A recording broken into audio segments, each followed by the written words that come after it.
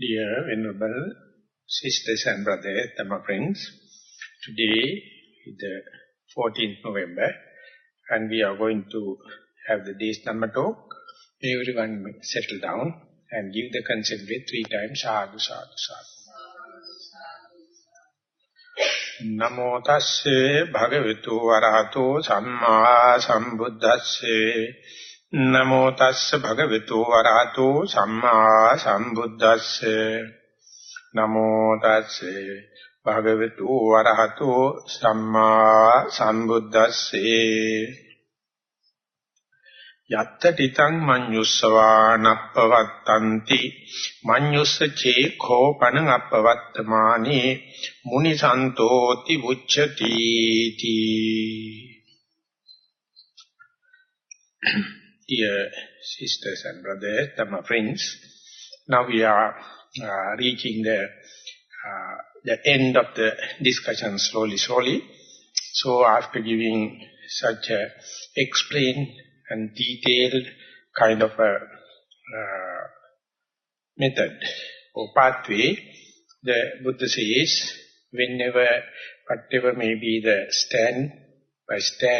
whereby you stand, if you can do away with having tides of conceiving or assuming, and that is what he wished to prescribe, and whoever may be not having these waves of conceiving or assuming are worth to call sage at peace.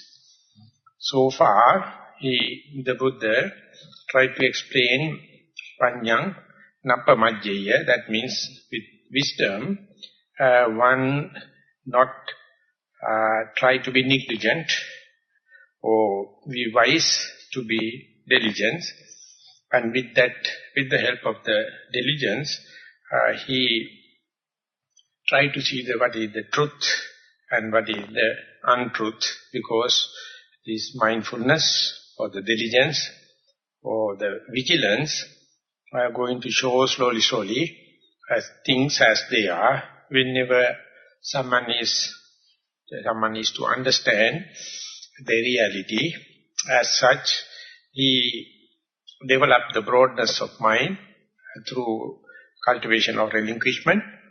So, relinquishing starting from your possessions and materialistic thing, slowly keep on trying, sharing with others, with generous and the relinquishment, and ultimately train for the peace, not through the possessions, not through the acquisitions, but through the contentment, through the freedom and peace of mind.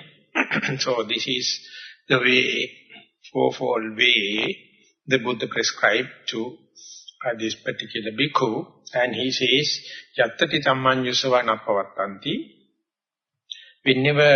Whatever may be the base upon, dwelling upon which, if you can do away with the waves and the tides of conceiving or assuming, in the sense we can say reactions, that is this base, the foundation, and which is suitable enough to do away with this conceiving, and whoever may be, getting that establishment or foundation which is sound enough to do away with this conceiving is worth called sage or pandit at peace. And after summarizing, so far the Buddha going to give little bit of explanation of what does it mean by not conceiving or manyussava nappavattanti, that is how to lead a life of unassuming or non-reactional kind of life. He says, in the world, according to his omniscient knowledge, some are always asmiti manyita metang, I am. That as we discussed earlier, Descartes, he told, I think, therefore I am. So he considered, as far as I am thinking, I am.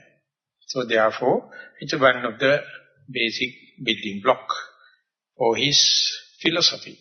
And that gave a kind of a trend, shift for the Western thinking. And ultimately, they went on this existentialism. Not the existentialism, the existence. I am existing, external world is existing, and with respect to the time and space. So, asmiti manyita metang, aham asmiti manyita metang, I am this.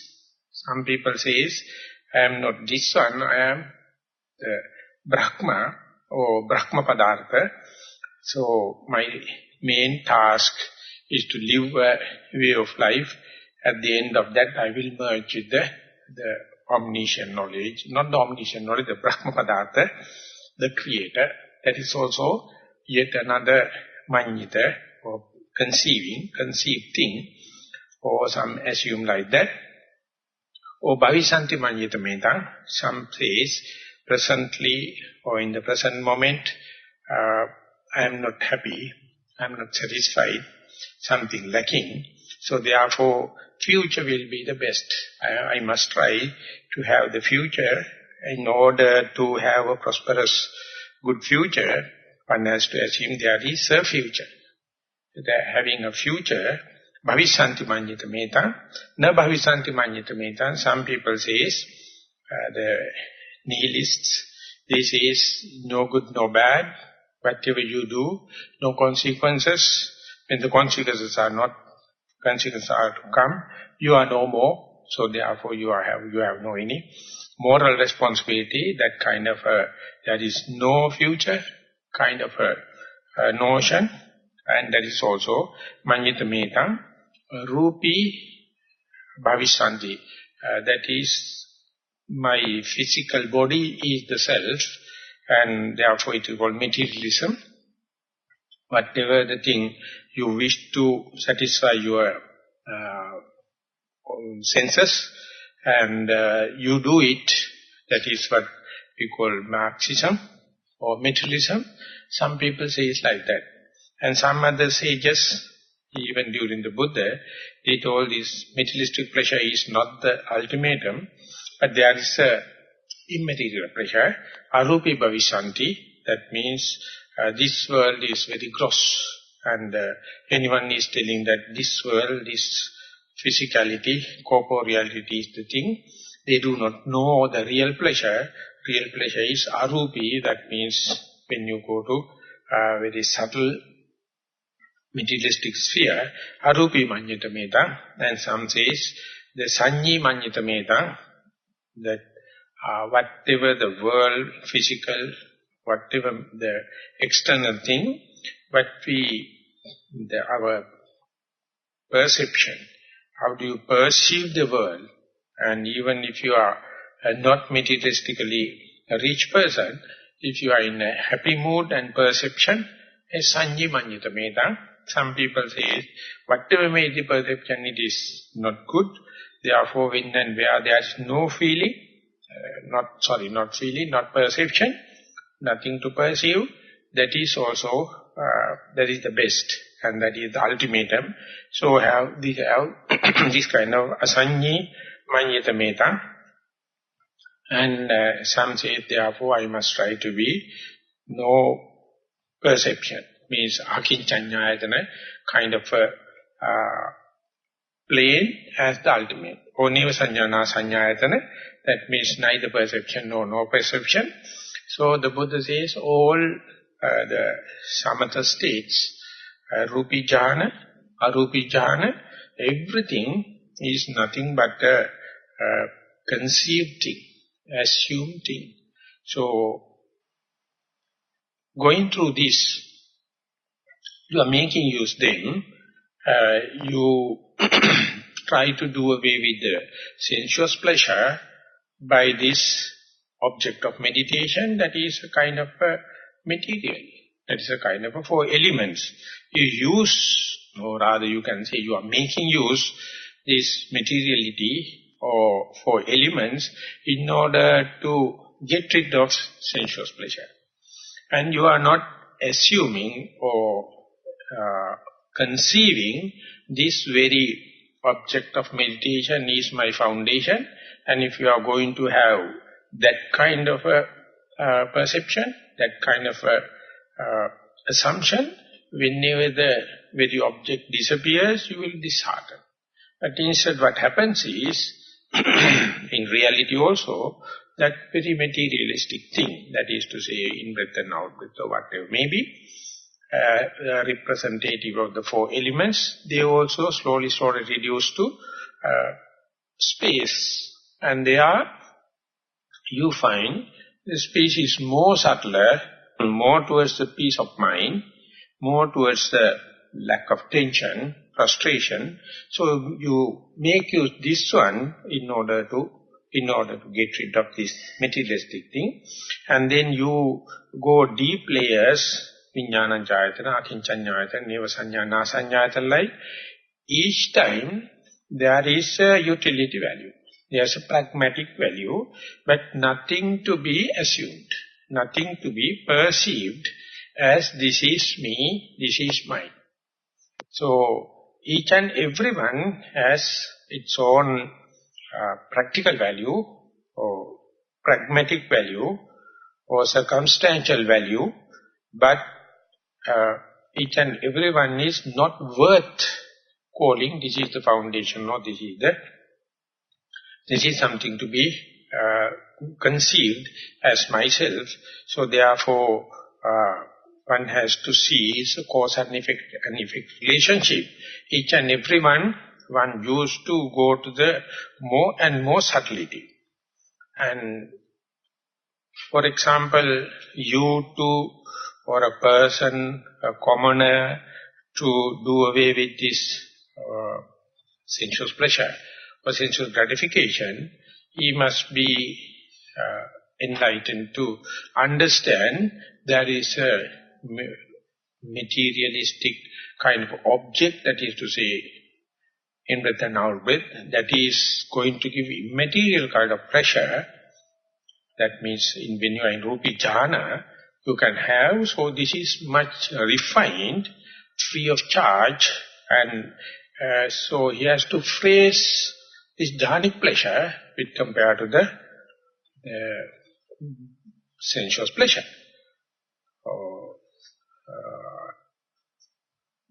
At the beginning you have to phrase, but when you are seasoning, when you are familiarizing, when you are acquaintance, develop the mastery to this kind of thing, ultimately they are thrills, and thrills are going to reduce as and when you develop acquaintance with this kind of jhanic experience, and then you have to go to the first jhana to the second jhana, second to the third jhana. So at the beginning, first jhana to second jhana, if you are to change from first jhana to second jhana, you must understand the disadvantage of the first jhana and then go to the second jhana. Whenever you master it, then you are bound to see the disadvantages of the very hard-earned second jhana. Then you have a hope to go to the third jhana, and therefore you have to consider the disadvantage of the second jhana. And then when you go to the third jhana, of course it is more refined than the second, but when you are to familiarize, season, master, and then you see the flaws, disadvantage, the third jhana. Then you have to enlighten yourself and motivate yourself and look forward to see the fourth jhana. Because each and every one, when you are introducing it, you have to have comparative knowledge, this is refined. But when and where you are familiarizing it, develop the acquaintance with that, you are bound to see then and there flaws. This change is reciprocal. This is kind of a dependent origination theory. So, linear way, very difficult to understand. Before you go into the second jhana, you see second jhana is a very utmost important, very difficult thing up to, and getting is so hard, so I have to do away with the first jhana and try for the second. But when and where you familiarize it, When and where it become your, when and where you develop at home feeling the second jhana, you find there are some flaws, there are some disadvantages. So, when you are looking from the top-down situation, each and everyone is an assumption or conception or conceived thing. They have their own flaws. Now Buddha says the common flaws of all the assumptions, all the conceived idea. Yes, so he used the manyita, that means conceived thing or presumed thing. Manyitang rogo, manyitang gando, manyitang sallo. Whatever you assume, whenever you conceived, is nothing but a disease. That may be the point when Sigmund Freud mentioned, different people have different kind of assumptions, different kind of conceptions, and accordingly they have their different professions, but each and every profession is nothing but a mental aberration, a disease, eccentric. So, manyitang rogo, manyitang gando, it's a trauma, it's a dart. So, you are refining gross manyita or perception or assumption from the refined, subtle one and subtlest one. When and where you are to replace, you have to understand early one is gross, that means a gross disease, gross trauma, gross dart. And now instead you take a subtle one, and that also when you are familiarizing, that also become gross, and you are bound to see yet another subtle one in future. So in order to go to the subtler one, you have to do away with the, but you have already hard earned. So when this is happening, if you are to assume one or the other episode, each and every assumption is going to get a stagnation in that particular point you going to hold. Or yet another aspect you can add, the sensuous pleasure, sensuous gratification in an addiction, and it is strong enough to keep you busy your whole life in sensuous gratification, and still you can die without the satisfaction. Instead, if you can take the first jhana, and then you will see many people not understanding the first jhana is a jhanic pleasure, and that will also be another addiction, and it has its own magnetic power. So ultimately you will be phrasing, I am a person with the jhanic pleasure. So he assumed that, he conceived that, and that is also addiction. And then the second jhana, third jhana, fourth jhana, fifth, the arupa jhana, each and everyone is an addiction.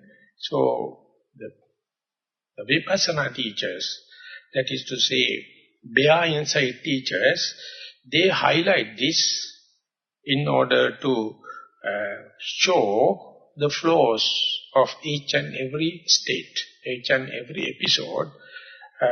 Two classic examples you can draw from the biography of the Buddha.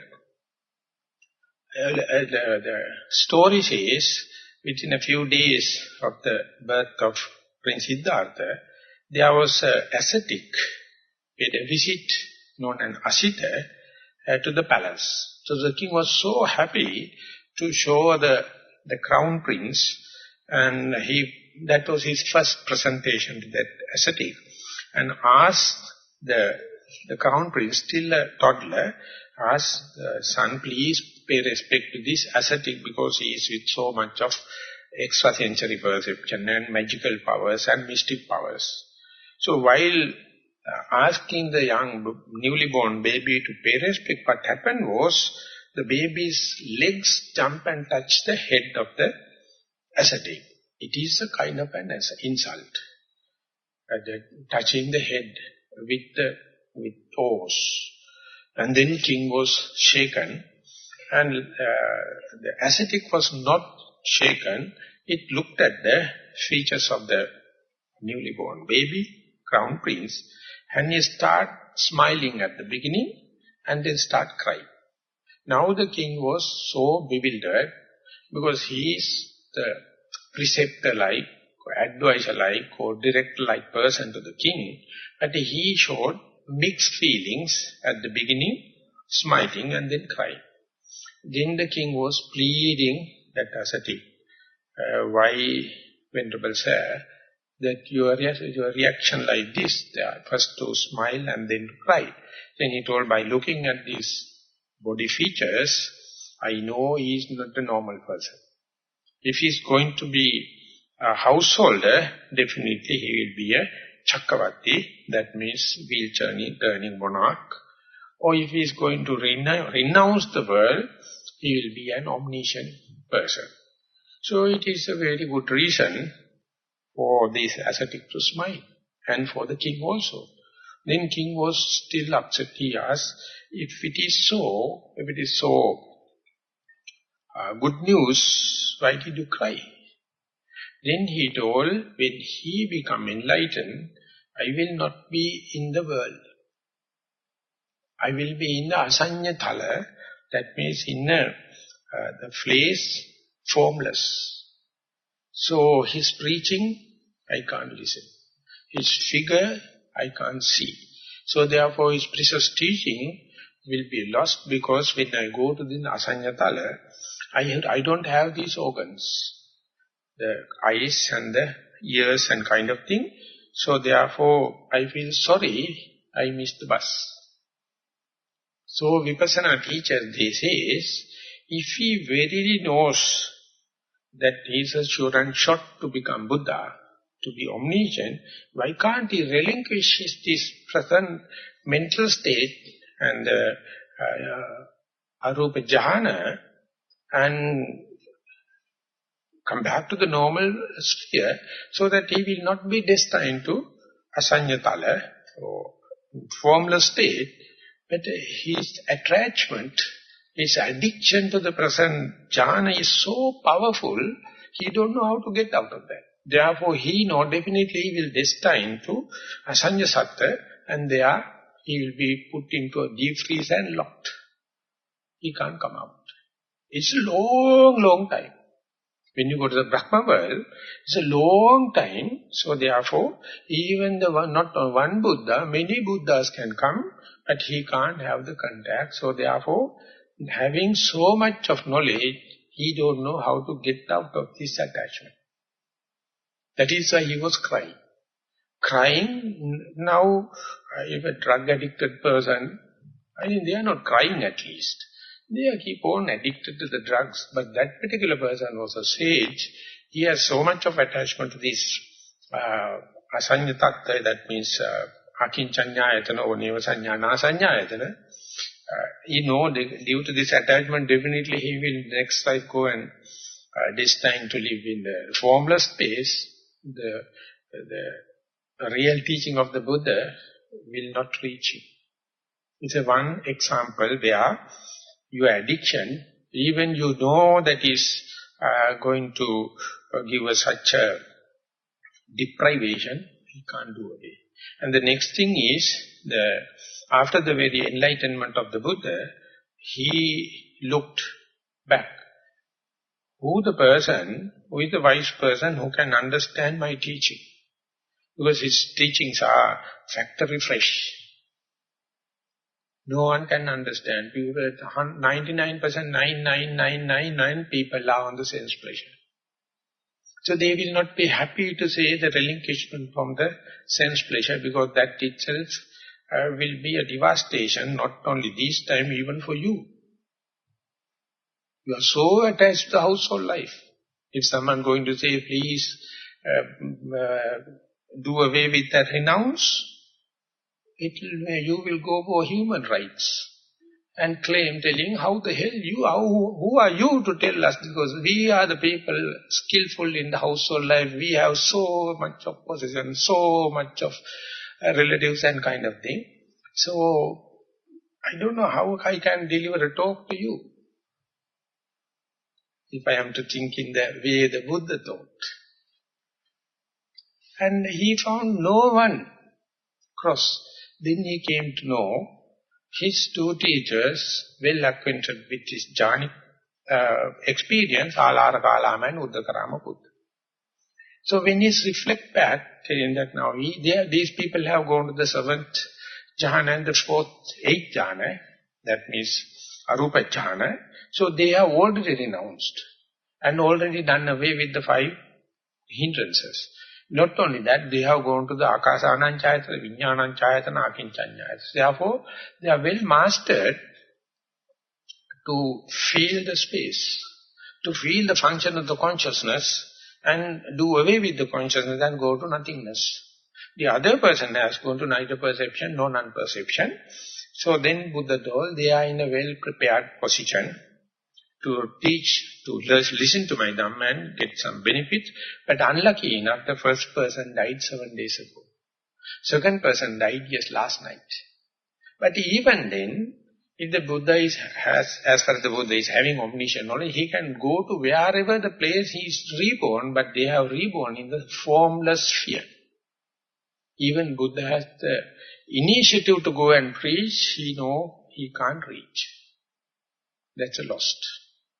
Otherwise, they would have been the first person or the second person to enlighten from the Buddha. So with his creative or his conscious idea to go and help, but the Buddha denied. Then only he went to these 5 ascetics. They have already renounced, and they also was not happy to get the teaching of the Buddha. Whenever the Buddha reaching him, after walking weeks to see these 5 ascetics, they thought, earlier he was in a self-mortification and very thin and he can't sustain by himself. At that time all the 5 was helpful as attendants, but now when the Buddha is coming, they found the medium body, medium strength, and therefore they thought now he is going to the luxurious side or the self-sense gratification. So they found that no use to help him or attend him. And when the Buddha reaching him, they thought, still he is coming from the princely family. So he is acquainted with a lot of assistants and attendants, so he needs us. So he is coming to get our service, attendance, but we are not up to that. So they denied and thought to accept him as a respectable teacher or respectable person. But ultimately when he go there, they attended, maybe due to this and that, but these details you find not in the canon, but in the other details. And then when the Buddha is asking just like this, Pukkusati, talk to Buddha as a colleague, never ready to give him a higher seat, never ready to accept him as a person who has enlightened or having a special knowledge. And the Buddha asked him to, why don't you listen to me? Then they told, what is special to listen from you? We are all the same people. So second time and the third time also. And then Buddha found that strategy is not working. Then the Buddha asked the 5 ascetics, while I am living with you 6 years, have I ever boasted, telling that I have achieved this and that? Then only they reflected and told, this is a kind of a person, unassuming, non-reactional. Now we come and talk as if he assumed something or conceived something. So they looked at each other's face, this person never bragging, never boasting. So then only they start to listen. So the early 2 the examples indicate they have come up to this Nissarana sanya or Akinchanchayatana like, and that addiction was so much, they can't receive the teaching of the Buddha. So therefore, even if you are addicted to sense pleasure, sensual gratification, or whether you are addicted to first jhana, second jhana, third jhana, anything is nothing but an addiction. Everything is a disease. Everything is a trauma. Everything is a dart. So you have to, if you can do away with, of course now we are talking in the philosophical and religious point of view, but anything in the world that you are going to say, I am so and so, I have this and that, I know this and that each and everyone coming from some kind of a sickness, some kind of eccentric situation. So you must learn the unassuming characteristic. That means it is to say, you have to learn the beginner's mind. You are still the beginner, or we can say non-reaction. So in order to establish this kind of a thing among the culture, among the ethical values, among the day-to-day life, the Buddha brought forward or coined a special term known as apannaka patipada. Apannaka patipada means not going against with anyone. In Pali, in commentary it says aviruddha patipada. People have their own experience, their own viewpoints, and they are always showing it and fighting for that, and in a mission to convince that to the others. So therefore, whenever we are having a relationship with any person, rapport, you have to understand the other person is something proving all the time, showing something, and going to get your consent to say that I have this kind of a view, I have this kind of likings and disliking, what you say. So whatever you are going to say, whether good or bad, ultimately going to be a disease, going to be a dart, going to be a trauma. So you can say, I respect your feelings, I respect your likings and disliking, I respect your view, no problem. Whenever you are a disciplinarian, you will say, no, you must do that, you must not talk like this, it must not be like that, and you are so and so, how can you have these kind of ideas? So each and everything happen in a mode of a reaction, in a mode of an assumption. So therefore, whenever the other person is showing his card, if you can understand the best way, the middle way is to not to assume any stand. Don't take any stand and develop this apannaka patipada. So that appear like some kind of a callousness, some kind of lack of feeling. So therefore we are not happy to deal the day-to-day affairs with that kind of a situation. So out of our emotional and feelingful outlook, we try to give our opinion, we try to give this and that. Ultimately, that create kind of a commitment. So you have to prove it, you have to live up to that. Ultimately, due to this relationship, you are going to get yet another frustration, yet another mental tension. So much of accumulation from each and every encounter, each and every meeting, not only the persons, but visual objects, sounds, smells, tastes, and contacts. Nothing goes without leaving any tincture.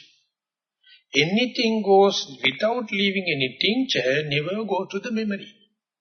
This is the way anything we find important, colorful, and a case or event, that means it has created kind of a hiatus, kind of a thing. So it gives either likings or disliking.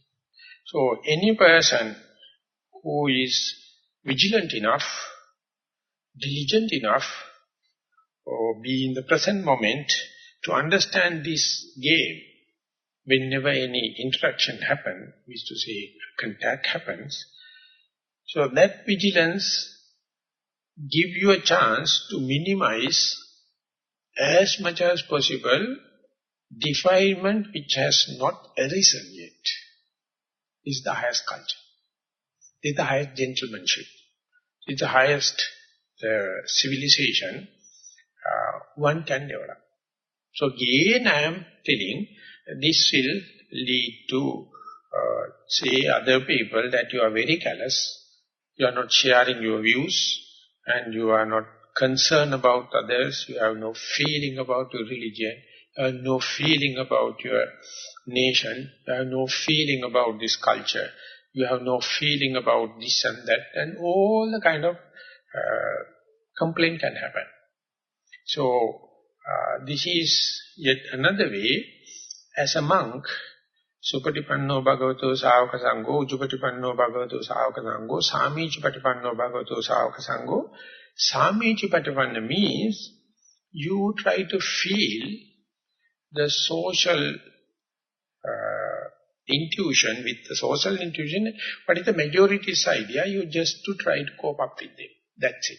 As far as you are in that society, you are not going to do evolution, revolution, the refinements. You know, each and every such a thing ultimately falls back upon your solitude, your peace of mind, your freedom, and you have to understand these are coincidence. It happened me to go to that particular society. You have to understand their constitution, their basic outlook, and try to cope up with. That is called Samichi Patipanna. Without that, without knowing that, when I was in the university room, I usually only go for the study time, otherwise a walking distance from my house.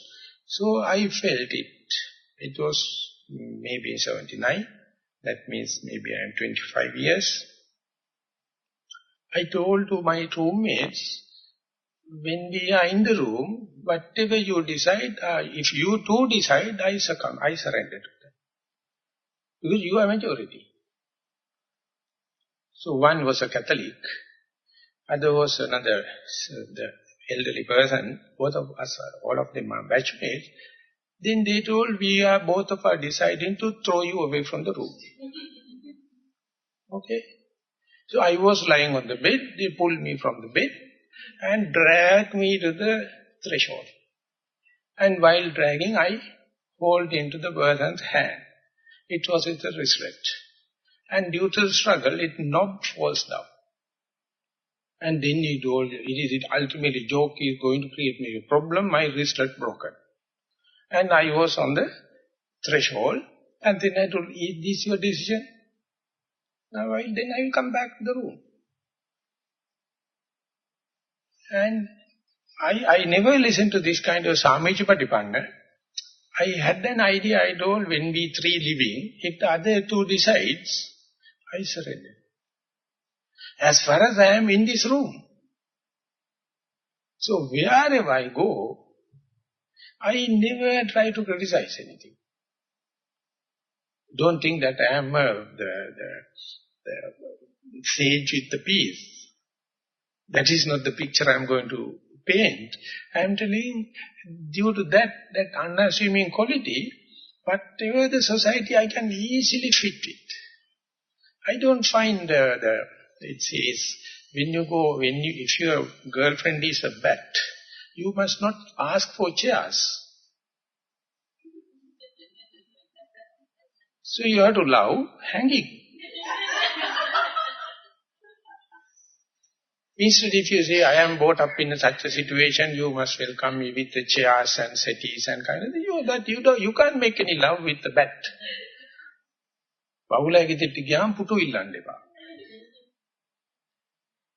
So, if you understand this, you see what a beautiful way, wherever you go, we are very sensitively understand what are the feelings of others and how can I fit into that.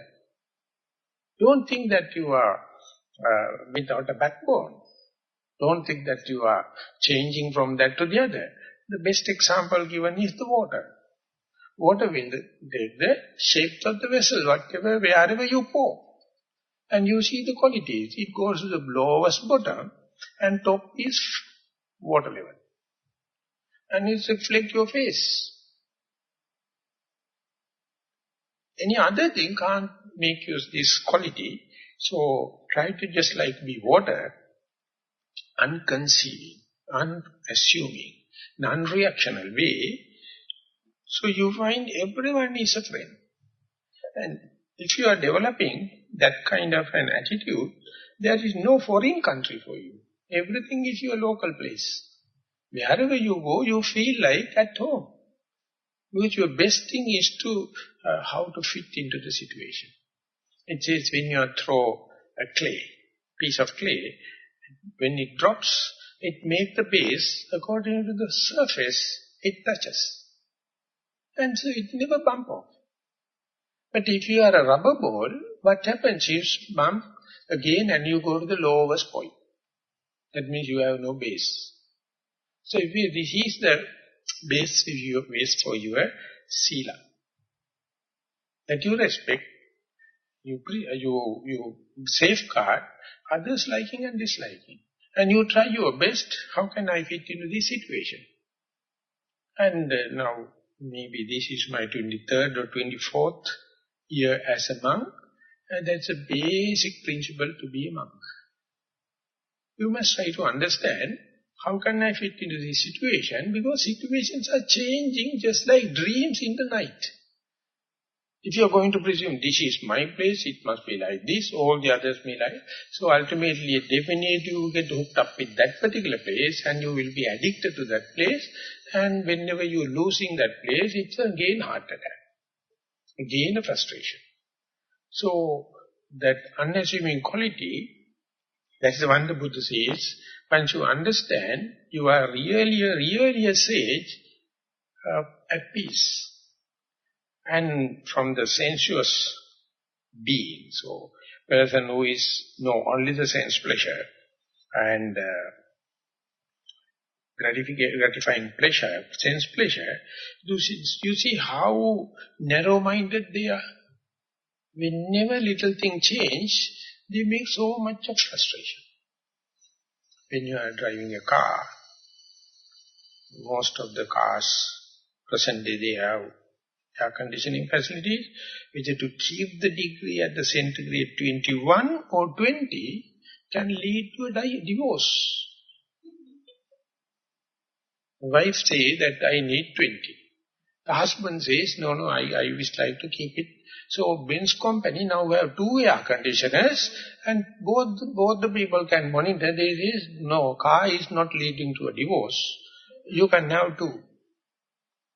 And if someone is going to say, no, 20 and 21 is not enough, I must have 20.5 and 21.5. And you see what is happening. So, day by day, we are, our progeny, our second generation, is so narrow-minded, so sharp. Whenever such a thing change, they are thrown away. So, out of the comfort zone, they become so much of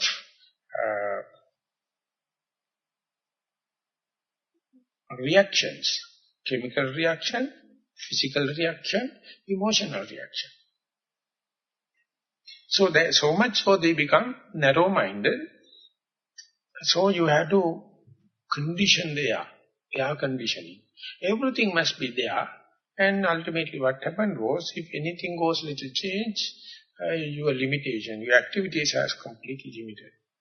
So instead if you are to increase, you must understand you have enormous capacity to adapt yourself. That is what we call the neuroplasticity. Not the very cultural background that you came up with, not the very liking and disliking you have. And the most important thing is, whatever may be the cultural background, whatever may be the liking and disliking you have, it is not a limitation for you to start. That is it's a very big point. Any person can start, mind you, when you are going, practicing, it's opening more and more. When it is opening, you become so tolerant, so equanimous, so unshaken to the situation, and you yourself can't believe, when you are compared with the 10 years back, 20 years back, I was with the short-tempered and fighting with the people, going to correct people. Whenever someone come and tell something, how much we become arrogant. And now when you are opening it up, and you never believe this as a direct effect of your meditation. You are talking about Vipassana Jnana, Prathama Jnana, Second Jnana, Third Jnana. They are all nothing but conceived thing. All nothing but assumptions. But these assumptions are necessary in order to go to the subtlety. Therefore, don't throw away to the dustbin. You have to understand pragmatic value. And when and where you are going to say, I am in the first jhana, that you say that is first jhana is me. I am in the first jhana, thinking first jhana is a permanent thing. You never think it as a dream. You never think it is giving rise to yet another one and leading to another subtlety. So therefore the Buddha says, Manyussave Kopana Bhikkhave, this perception, Appavattana, Munisantoti Uchati. If someone is come to a state and he never facilitate, never fertilize, never give nutriments for this kind of assumptions, this kind of conceiving, he is free. Because he has nothing to protect. He has nothing to worry, thinking that it is not according to my assumption and presumption and kind of thing. So he is ready for the next moment, completely free, completely fresh. So this is what happens in the newly born babies after the 6 years. So enormous amount of growth. Enormous amount of growth. And then onward we start to have our own perceptions, have our own likings and disliking, and the parents and the teachers pumping in the cultural values. So therefore, when and where that is being shaken or disturbed, that particular person consider it as a personal mistake or personal failure or disappointments, ultimately make a huge emotional body. Everything leading to the emotional, that is because that particular person do not know how much capacity you have to accommodate, sympathize, all the kind of thing. So therefore at the beginning, don't underestimate the present narrow-minded situation. But when you are practicing again and again, you will see it is increasing. That means more and more you are going to the new areas. More and more you go to the unknown areas. More and more you go to the uncertain areas. So if your mind is not reaching new things, unknown things, that means no progress. But the thing is, when and where mind is going new areas, unknown areas, we develop uncertainty. We develop fear. We develop danger. So that means we are so trapped with what we know. And the most dangerous trap is, for each and every person, his or her knowledge. That makes his image. And he tried the best to keep that image or live up to that image. So therefore, after passing 60s and kind of thing, you have nothing to learn. And you know everything like, now I am 62. I know everything like, and then you say that you all must respect me and this is my life and this is my career and all the kind of thing. Ultimately you become the irreversible damage to your brain. But instead if you keep it open, even at the latter part of your age, you will still feel like a beginner. Wherever you go, you feel at home. So, that is, I would say, the best criterion for someone to understand whether my vipassana or insight meditation is growing. That is to say, whether I am seeing the things as they are. See things as they are. So that means you never expect the atmosphere to be changed, or circumstances to be changed, and you try your best instead. How can I fit into that just like water, pour into that particular vessel. And then you find any person can keep relationship with you, no problem. And that relationship is not infiltrating to the next moment. Then and the it is finished and you are ready for the next. So therefore the neurosis never going from one life to the other. Never going from the one thought moment to the other. If it is going there, you verily knows it is because of the desire. It is because of my conceit. Or it is because of my thinking on the self-centered kind of thinking. So moment you understand, earlier it is in accumulating or cumulative effect. Now, then and there it gives thrills and frills. Now, under the carpet thing, I know. I know how it is happening. So, earlier they did not create defilements. Now it gives an electric kind of feeling. Now things are happening, but I know. And more you understand, earlier defilements or mishaps lead to frustration and self-negation, disappointments. Now you find each and every mistake is yet another Buddha, teaching us so much of things. So therefore, whenever you are facing the episodes of life, you never feel that you become old age. You become gone, but each and every moment is happening. So therefore, the meditator, if you are keeping this mindfulness as the forefront thing, that does not indicate others are not growing. You can easily develop first jhana, second jhana, third jhana. You know practical value, the utility value of it, and never attach to it. And not only that, whenever you know that detachment, the relinquishment is the key to go to the new areas, to go to the unknown areas, so that you understand in the same vein that your attachment to your possessions and acquisition is the basic block. And then whenever you see another person also with some attachment or any habits or any addiction, you can't find fault with it. You know, you also have the same.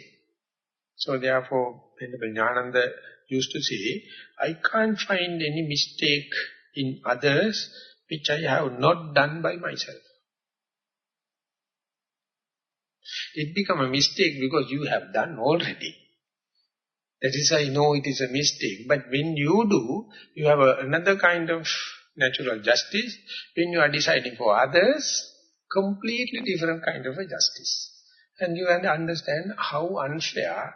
So if the Satan, how do you call Satan? Satan, going to decide, that is the gap he is going to get the grip. So if you expect he also do mistake, I also do the mistake, he also have addiction, I also have the addiction, say, nothing to do, I am not the judge. I am also in the same boat, so you will be precautious. If he is even kind of come and say, please decide it for me, he or she will accept it. Yes, I accept your invitation. If you feel, I will give my value judgment, then this is not the final. Mind you, I am not qualified for that. You can appoint me, but I can help you. So when that happens, you will not decide about others. You will not be the passing judgmental thing for others. So you can have your children, still you can have your relatives, still you have subordinates and superiors, all the kind of thing. This relationship, you see, that is how the relationship with the Buddha and the disciples. Buddha never decided on anything. Out of his omniscient knowledge, he assimilated and put forward the monastic code. And he never gave any authority for anyone to change or to add anything. And towards his grace demise, there was the gathering of some monks. Then the Buddha asked, do you have any kind of bearing upon myself? Oh, do I have any bearing upon yourself? And if that is the case, mission is not finished. I have no any bearing upon yourself. Don't have anything upon myself. Maybe that is the one who Pandita Sayadaw says, even if you are a big shot and a teacher, there should not have a lot of disciples behind you to go follow all the time. It is a burden. Krishnamurti mentioned, they don't create image out of me and don't take myself as a teacher. We are co-practitioners. If you are going to take it, it's never due to my initiative. You may have yet another minuous kind of objective. That is why you become a disciple. Not otherwise. And he says in a Zen monastery, there was a Zen monk on top of a mountain, and there was one attendant, and evening he came and told the monk, Bante, we don't have fuel, and tonight it is there so much of the temperature going down.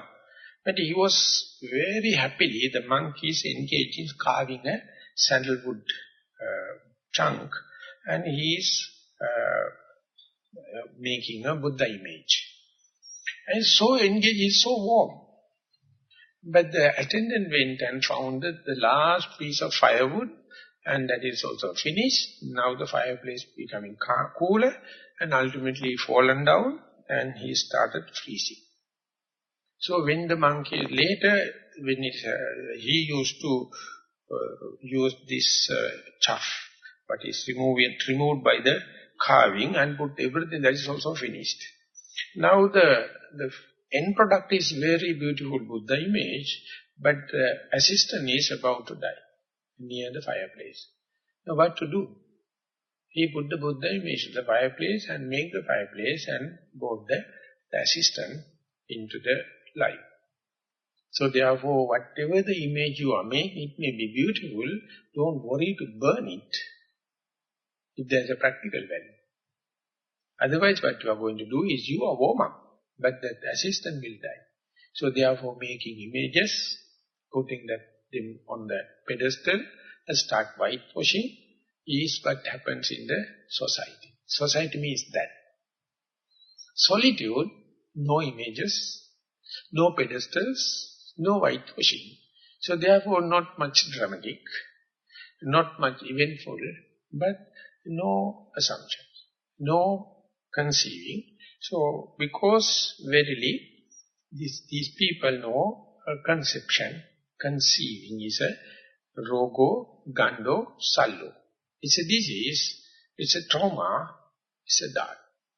So now when and where you go there, when and where you are met up with any phenomena, any kind of encounters or experience, you have to understand what is my role.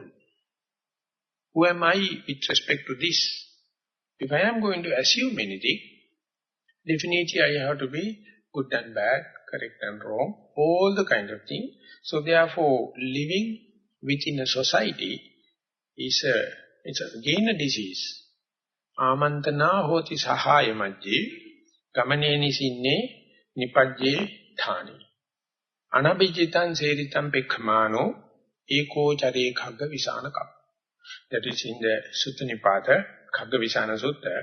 There are 30 odd number of stanzas. Each one is ending up with Eko Chare Khagga Visana Kappo. May I live alone just like a rhinoceros horn. Rhinoceros horn is the only one in the world unique. All the others have two horns. So, amantana hoti sahayamadi. Whenever you are in the society, people come and invite this and that. Gamane tane nipajje sarikaya. When you are in walking also, they come and ask, can you do it for me, or would you mind to do this and that? When you are sitting, they come and ask. When you are sleeping also, touch and say, would you mind do it? When you are standing also, they do. This is what you call the society. That's why it's called Dhat. Very tricky. Very tricky. Everywhere, invitation. Anabhijita, not to say no. Not to say no for this invitation. Seritam, my solitude. Ekkamano, not to say negative thing and not to disturb my solitude and the peace of mind. Eko chare gakka visana kappo. I behave myself alone just like a rhinoceros horn. So I put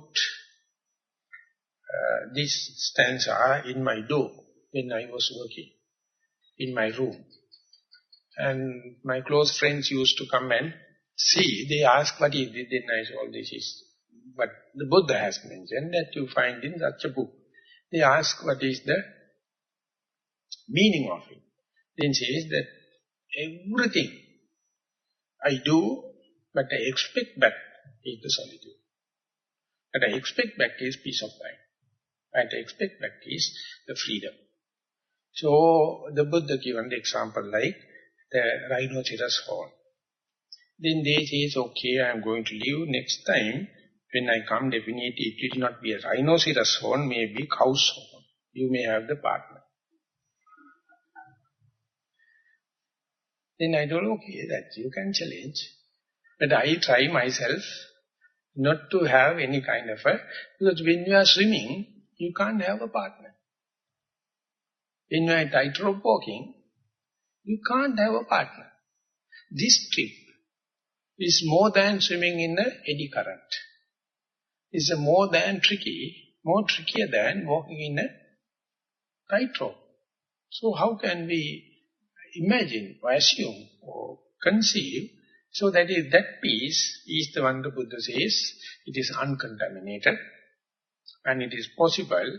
It's also a combination in the human mind, but we have been socialized. So ultimately we are paying our whole solitude, freedom, due to this ambiguity in civilization.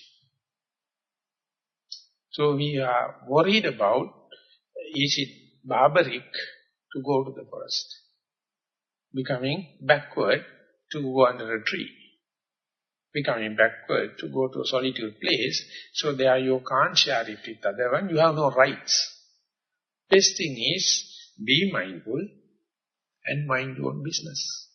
With that remark, I would like to sum up the today's talk. Thank you very much for listening.